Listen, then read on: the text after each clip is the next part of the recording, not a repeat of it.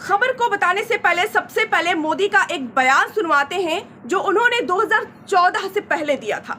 ये जो आतंकवादी है, ये नक्सलवादी है, उनके पास शस्त्र और बारूद कहां से आता है?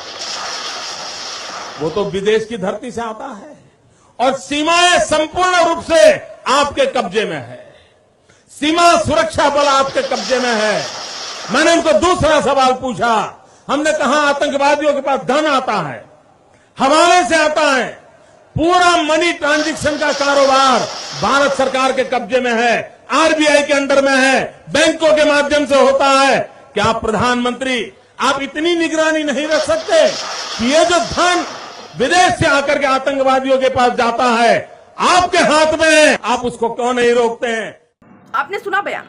2014 से पहले नरेंद्र मोदी हर मंच से आतंकवाद को लेकर यूपीए सरकार की विफलता पर सवाल उठाते थे और दावा करते थे कि अगर उन्हें सत्ता मिली तो देश से आतंकवाद खत्म कर देंगे, आतंकवाद का नामो निशान मिटा देंगे। लेकिन पिछले 10 सालों में देश ने उरी, पठानकोट, पुलवामा, सुजवा, राजौरी और हाल ही में पहलगाम जैसे कई बड़े आतंकी हमले देखे। हर बार जवान शहीद होते हैं, आम नागरिक मारे जाते हैं और सरकार केवल बयानबाजी करके रह जाती है। मोदी सरकार का जीरो टॉलरेंस अब एक खोखला नारा बन चुका है जिसे सिर्फ और सिर्फ चुनावी भाषणों में दोहराया जाता है। जमीनी हकीकत इससे बिल्कुल अलग है। आतंकवाद के खिलाफ सख्ती की बात करने वाली सरकार अब चुप्पी और प्रचार की राजनीति में उलझी हुई है। अब आज की ब्रेकिंग हेडलाइंस आपको दिखाते हैं, स्क्रीन पर देखिए। 48 घंटे में भारत छोड़े, पानी बंद, पहलगाम आतंकी हमले के बाद मोदी सरकार के 5 बड़े फैसले जिससे कराह उठेगा पाकिस्तान। दूसरा देखिए स्क्रीन पर, आतंक पर फाइनल स्ट्राइक, हमले के बाद मोदी सरकार के अब तक के बड़े एक्शन। तीसरी हेडलाइन देखिए स्क्रीन पर, पहलगाम हमले के बाद पीएम मोदी का सख्त आदेश, मिट्टी में मिला देंगे आतंकवादियों को, कल्पना से बड़ी सजा। देखिए इस पोस्ट को भी देखिए। ऐसे तमाम हेडलाइंस आपको आज की डेट में देखने को मिल जाएंगी।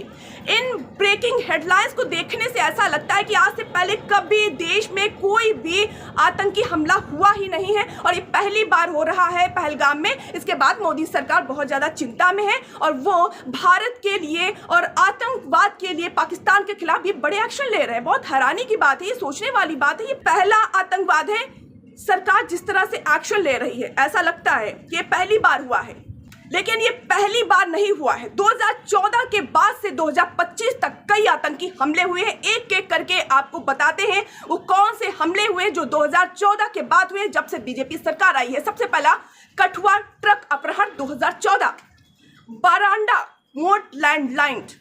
दूसरा बरांडा मोड लैंडमाइन विस्फोट जो 2014 में हुआ।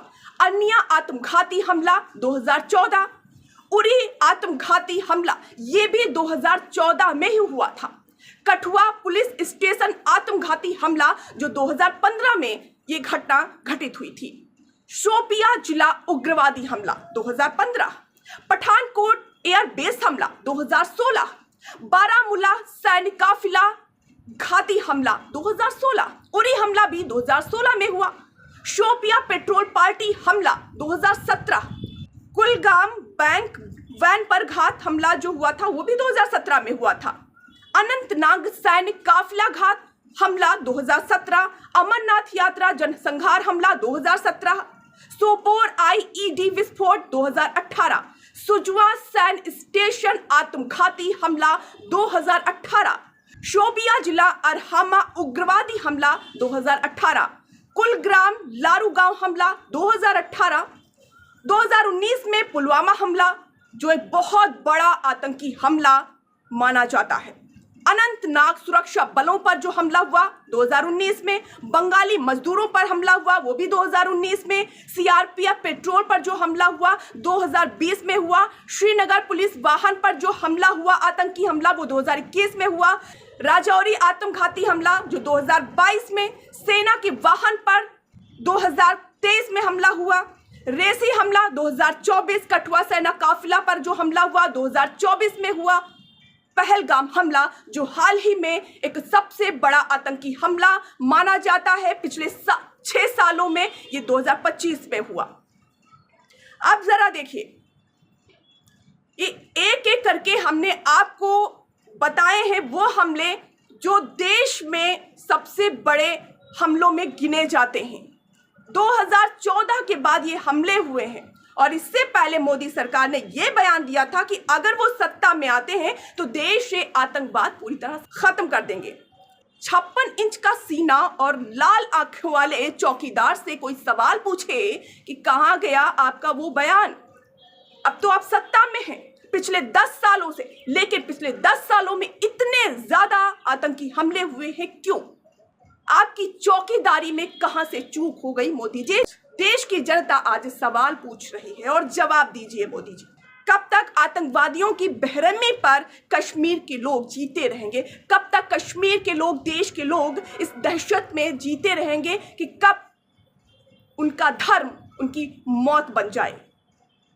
तो ऐसी तमाम बड़ी खबरों को देखने के लिए फॉलो करिए INF इंडिया न्यूज फ्रीक्वेंसी। नमस्कार।